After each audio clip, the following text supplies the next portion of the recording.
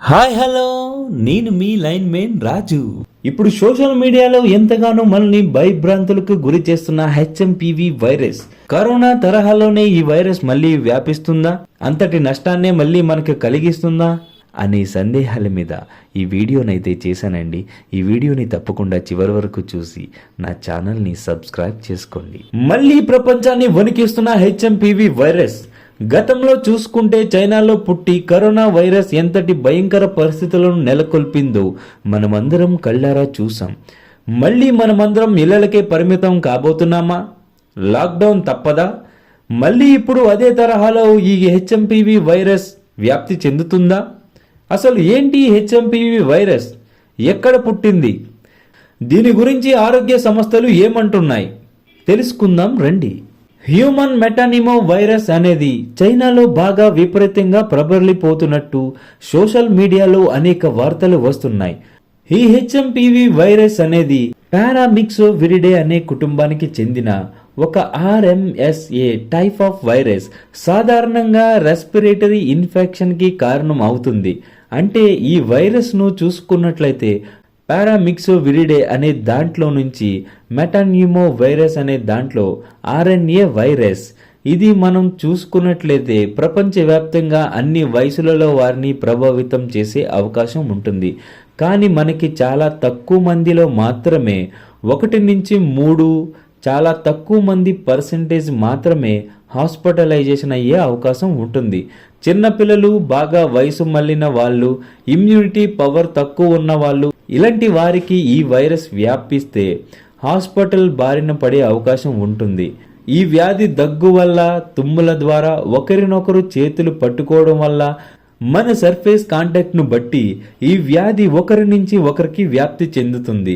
Infection లక్షణాలు ఎలా ఉంటాయంటే అన్ని వ్యాధులలాగే దగ్గు గాని, జలుబు గాని, జ్వరం గాని, శ్వాస తీసుకోవడంలో గాని ఇబ్బంది ఉండే అవకాశం ఉంటుంది. బాగా తీవ్రమైన పరిస్థితుల్లో ఆక్సిజన్ స్థాయి గాని తగ్గిపోవడం గాని ఇలాంటివి కూడా వచ్చే అవకాశం ఉంటుంది. కానీ ఇలా జరగడానికి చాలా తక్కువ మాత్రమే అవకాశం ఉంది. ఎక్కడో కానీ ఇలా అయితే జరగదండి. మీరు దీని గురించి అయితే భయపడవసరం లేదు. ప్రత్యేకంగా ఈ హెచ్ఎంపివి వైరస్కి వ్యాక్సిన్లు కానీ ఎటువంటి మందులు కానీ లేవు. జలుబు దగ్గుకిచ్చే మందులు, జ్వరానికి ఇచ్చే మందులు, లేకపోతే ఆయాసం వస్తుందని ఇచ్చే మందులు ఇవి మాత్రమే మనకి అందుబాటులో ఉన్నాయి.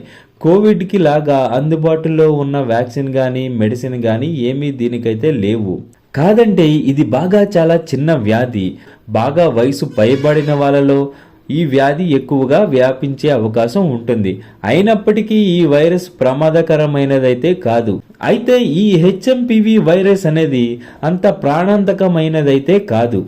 తీసుకోవలసిన జాగ్రత్తలు ఏంటంటే తరచుగా చేతులు కడుక్కోవడం, మాస్క్ ధరించడం, ఇన్ఫెక్షన్ వచ్చిన వాళ్ళని కొంచెం కేర్ఫుల్గా ఐసోలేట్ చేసుకోవడం, ఇలాంటివి చేయడం వల్ల ఈ హెచ్ఎంపివి వైరస్ నుంచి మనమైతే విముక్తి పొందగలం.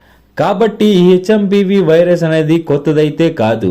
2021లోనే చైనాలో దీన్ని కనుగొన్నారు. దీని గురించి అయితే మనం ఎటువంటి భయపడాల్సిన అవసరం అయితే లేదు. సుమారుగా మనకి మనుషులకి ఊపిరితిత్తుల మీద ఎఫెక్ట్ చేసే వైరస్లు 200కు పైగా ఉన్నాయి. దాంట్లో కూడా అనేక రకాల వైరస్లు చాలా ఉంటాయి.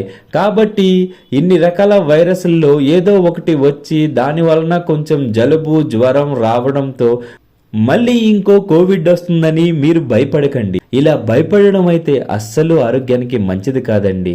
భయపడాల్సిన అవసరం కూడా లేదు. ఈ వైరస్ గురించి చైనా వాళ్ళు ఏం చెబుతున్నారంటే ఇది మామూలుగా వచ్చే వైరస్.